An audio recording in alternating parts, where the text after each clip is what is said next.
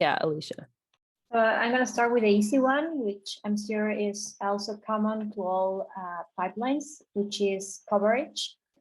And the thing here is that it really changes depending on the data set and, in my opinion, on the level of heterogeneity that there is among samples.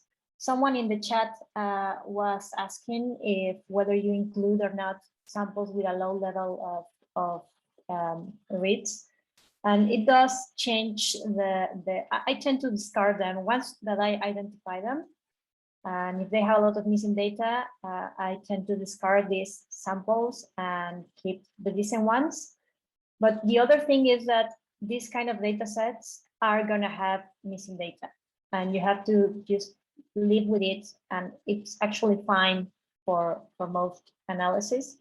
So my advice with coverage will be to do not wish or aim for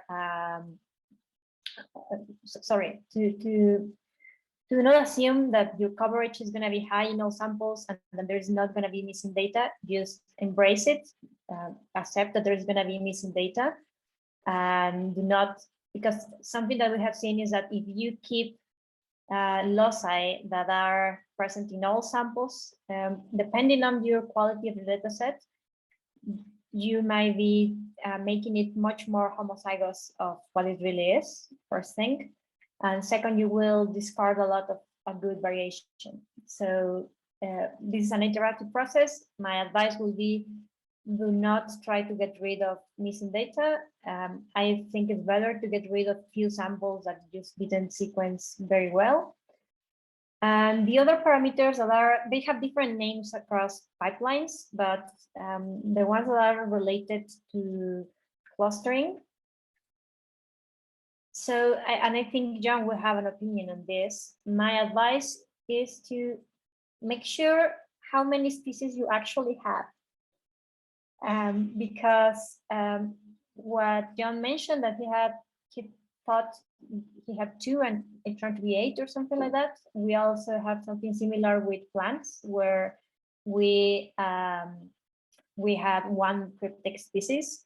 And here, the effect of over-clustering is the problem comes with the parallax.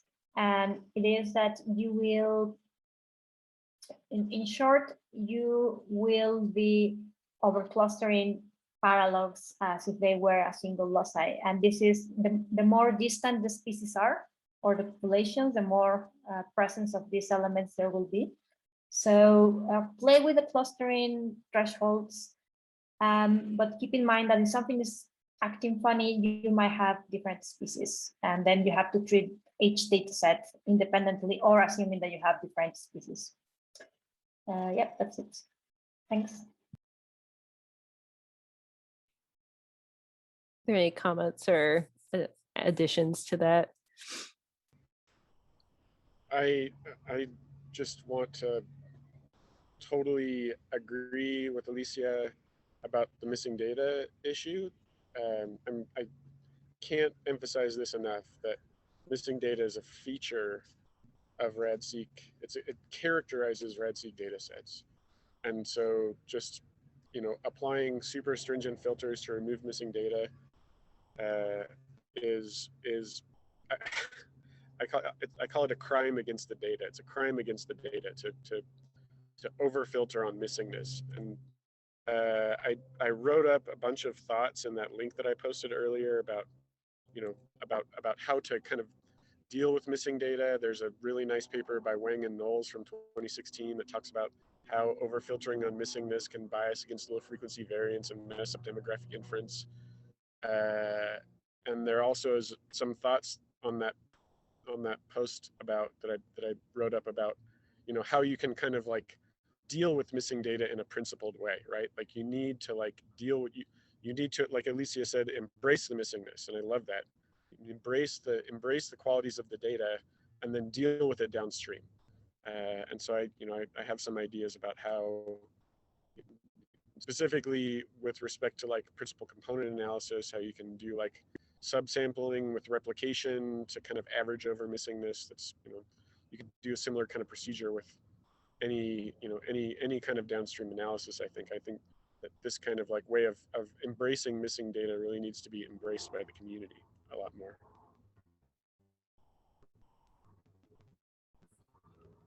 Yes, unless John, if you have a follow-up. I mean, I think, I guess we originally started with like parameters to vary for assemblies, Yes. right? Yeah. I don't know if you want me to comment on that or more about the missingness aspect of RAD-seq's data. Either one. I guess I'll follow up the conversation first. I do agree with the philosophy of embracing missing data, but I do think like I like to caveat that with the fact that you want to make sure you're still counting good variance and that you aren't dealing with allele dropout that could be happening. So embrace the missingness, but remember like the reasons why you might have missing data, and just like use that as a principle for how you go through your data set. And to me, a lot of that is kind of what Isaac was talking about. It's like having some principles where you're trying to keep in the back of your head. And to me, like I hate to like ever give someone like, like, oh, you should always filter for this percentage or like this amount of missing data. I hate that. Like I've talked with Catherine about this before, about like, I hate the idea of best practices. I like the idea of like best principles that you want to keep in mind while you explore your data set. And so much of this, I think, for the best filtering is to do a lot of different filtering steps and to examine your data at multiple different points. And I think you'll be able to find out like what is a good threshold for your particular data set while you're examining it. And so that's kind of my philosophy on those things. And then in terms of the pipelines, if you're talking about assembly, I embrace the same philosophy, is that, vary parameters, look at the different assemblies and evaluate them for how you want to move forward. And the other thing that I'll add in that I like to recommend for people to do is to not use every single sample for assembly. Like take a good subset of your data that's representative of all the variation, and use that for your primary assembly. And then you can, all the pipelines now have the ability to integrate a pre-assembled reference into your analysis. So I always recommend take a nice, small, good subsample of your data to do the assembly. It will go a lot faster for that. And it will be a lot more accurate, I've found, if you do the subsample, then try to throw every single sample into your assembly. So do a subsample, vary every parameter you can think of, and take a look at it and evaluate. That's how I approach every data set, and how I'll always approach every RAD-seq assembly data set. So yeah, I guess you just answered my next question, but yeah, do you need to do this for every single data set? Let's say I'm working on BASS and I've done this in BASS, then I get a whole new sequencing run 2 years later from different samples. Would you recommend that I can use some of my same parameters? Do I need to still test everything again because there might be important differences from the sequencers or from the samples? What are your recommendations about when you have to always test all the parameters?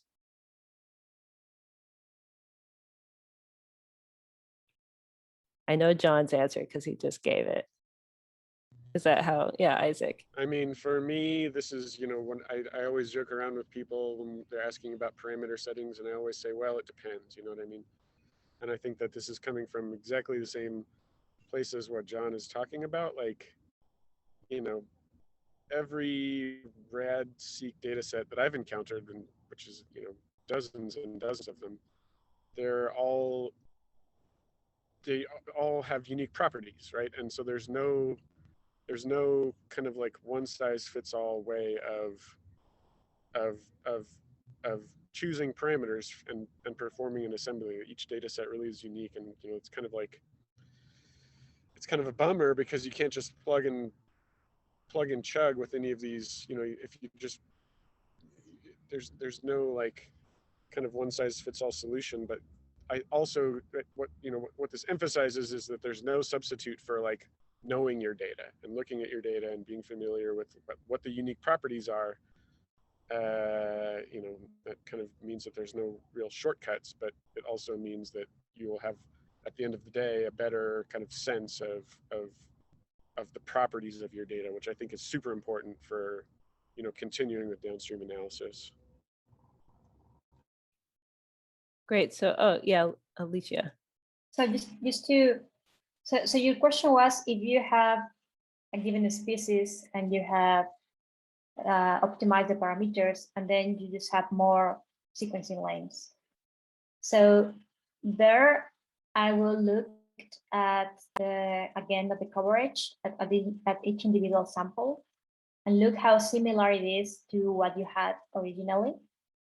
And I will test some of the parameters, but maybe not the whole spectrum. The way I see it, there are two types of parameters, or two reasons why parameters can affect the result.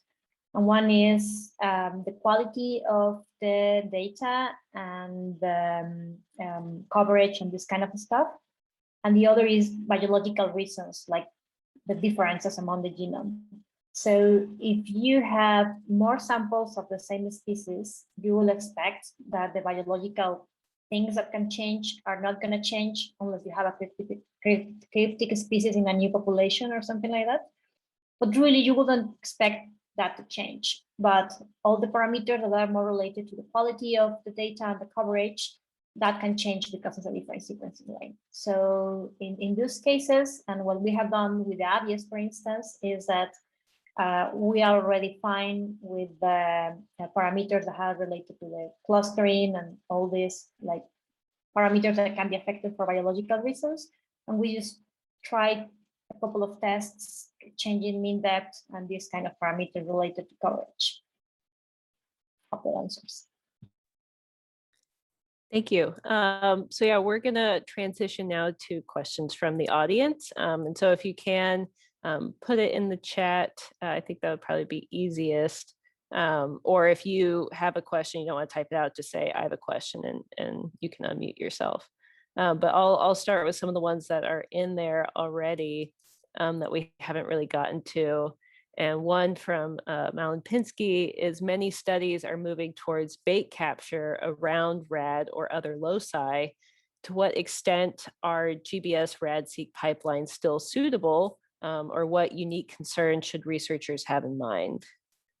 John had a answer in the chat to that, but does anyone else have comments or thoughts about that?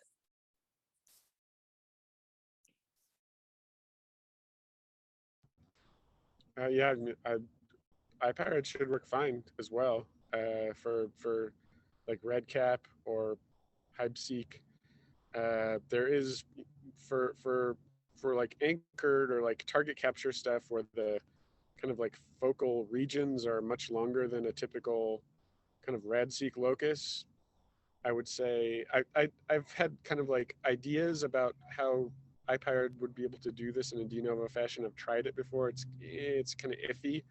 But if you have the, you know, if you have the sequences for the baits, then you could just use those as kind of like a reference sequence, and then iPirate should be able to use the bait sequence, you know, to perform a reference based assembly.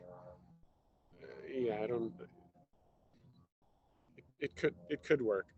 I would say try it and then let me know how it goes, because I'd be really interested to see. I just haven't really tried it.